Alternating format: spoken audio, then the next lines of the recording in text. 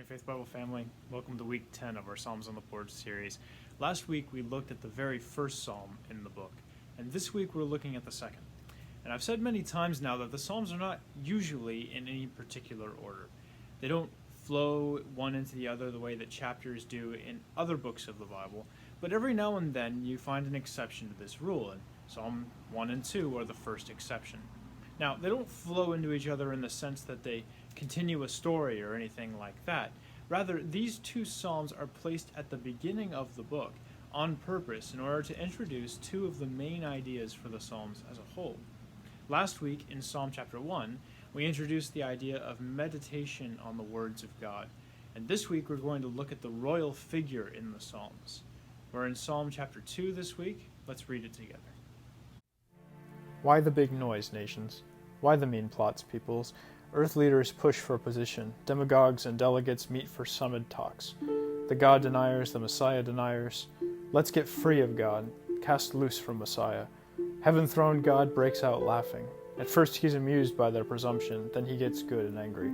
Furiously he shuts them up. Don't you know there's a king in Zion? A coronation banquet is spread for him on the holy summit. Let me tell you what God said next. He said, "You're my son, and today is your birthday. What do you want? Name it. Nations as a present? Continents as a prize? You can command them all to dance for you or throw them out with tomorrow's trash. So, rebel kings, use your heads. Upstart judges, learn your lesson. Worship God in enduring embrace. Celebrate in trembling awe. Kiss Messiah. Your very lives are in danger, you know. His anger is about to explode. But if you make a run for God, you won't regret it." The royal psalms are sometimes called the messianic psalms, or the coronation psalms. It's thought that they were read or written for the coronation ceremonies of Israelite kings. And during those coronation ceremonies, the king would be anointed by the priest with oil and could thus rightly be called the Messiah, the anointed one. But biblical interpreters, ancient and modern, have noted that none of the kings of Israel ever lived up to the things said about them in this psalm and the ones like it.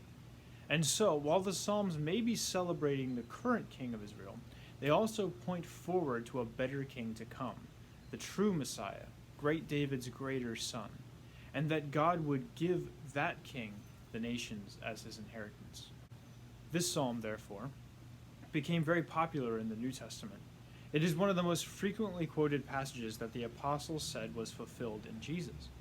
And so this psalm comes forward to our time, not just as a cultural curiosity, like look how highly the Israelites thought of their kings, even though they only ruled over a geography the size of New Jersey.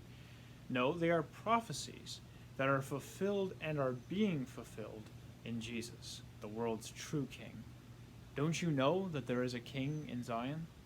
And if you run to him, you won't regret it. God bless you. We'll see you Sunday at 10:15 for the live stream.